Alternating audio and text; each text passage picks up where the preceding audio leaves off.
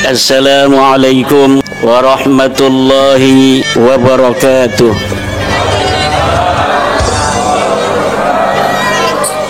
Hamdan lillah, salatan wassalaman ala rasulillah Sayyidina Muhammad ibn Abdillah alladhi wulida fi Makkah al-Mukarramah wa dufina bil Madinah al-Munawwarah la nabiyya ba'dah.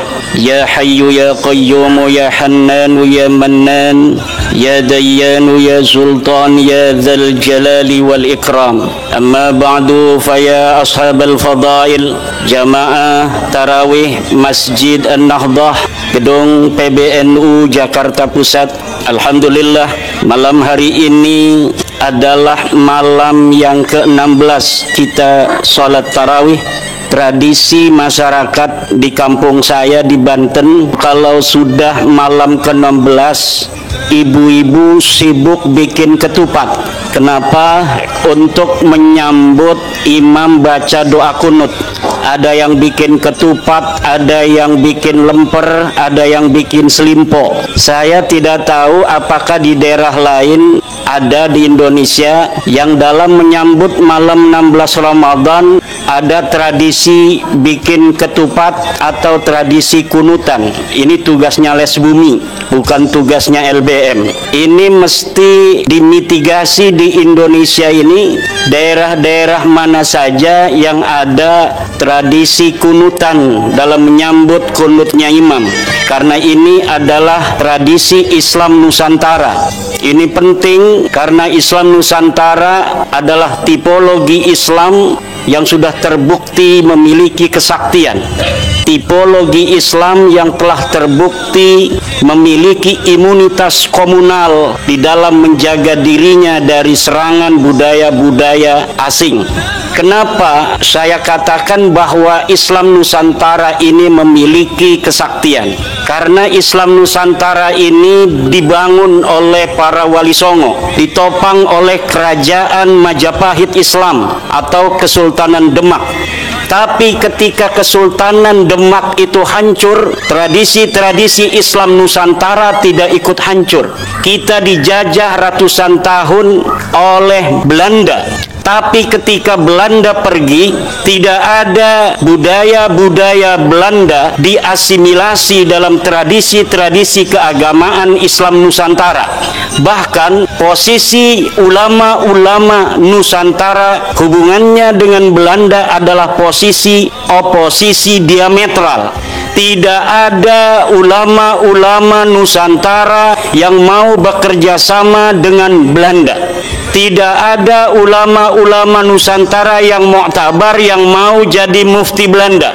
Makanya pangkat mufti Belanda diberikan pada imigran muslim lainnya. Tidak ada budaya-budaya di dalam tradisi keagamaan Islam Nusantara yang ada kaitan dengan tradisi Belanda.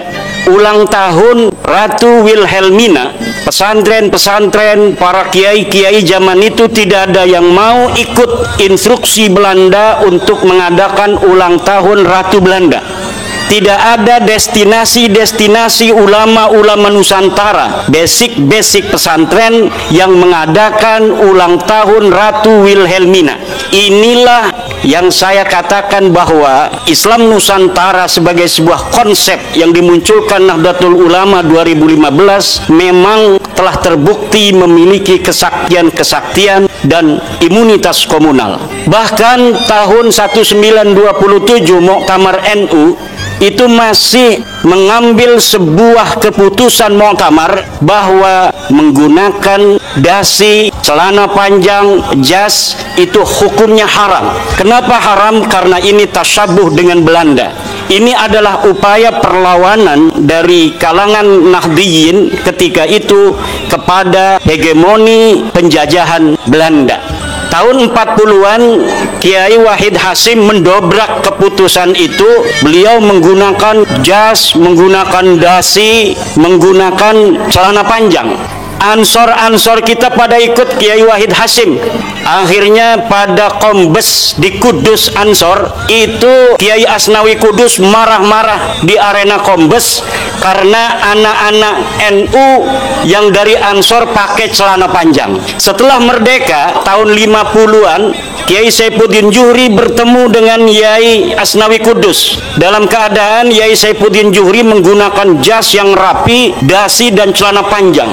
Ketakutan Yai Saifuddin Juhri, jangan-jangan nanti saya dimarahin lagi kayak seperti Kombes Ansor tahun 38 itu. Ternyata kata Kiai Asnawi Kudus, dulu saya haramkan menggunakan dasi, jas dan celana panjang karena tasabuh bil kufar, tasabuh dengan Belanda. Kalau sekarang menggunakan celana panjang itu bukan tasabuh dengan Belanda, tapi tasabuh dengan Kiai Wahid Hasyim dan Insinyur Soekarno. Akhirnya dihalalkan itu, au kama qala Syekh Asnawi Kudus. Setelah merdeka pula, ajaran-ajaran Nahdlatul Ulama yang merupakan kristalisasi pelembagaan dari ajaran-ajaran Wali Songo yang kemudian di 2015 kita kenal juga dengan istilah Islam Nusantara, telah mampu beriringan dengan Pancasila dalam menciptakan bangsa dan negara Indonesia dalam ketentraman yang tiada tara. Memang ada beberapa masalah di sana, tetapi relatif semua itu bisa untuk ditangani oleh kebangsaan kita yang mayoritas muslimnya adalah Muslim Nahdlatul Ulama, Muslim Islam Nusantara, Muslim ajaran-ajaran Wali Songo. Maka ketika kita hari ini ingin ikut serta dalam rangka menjaga ketertiban dunia, sudah saatnya Nahdlatul Ulama membawa konsep Islam Nusantara ini bukan hanya ke level nasional, tapi juga go internasional. Sudah saatnya Nahdlatul Ulama tablighu mafahimi Islam Nusantara ila jami'i anha'il alam, untuk menyebarkan konsep Islam Nusantara ini ke seluruh semesta raya. Kita ajak seluruh agama-agama di dunia agar mempunyai konsep yang sama dengan Nahdlatul Ulama, yaitu dasar tawassut, tawazzun dan i'tidal.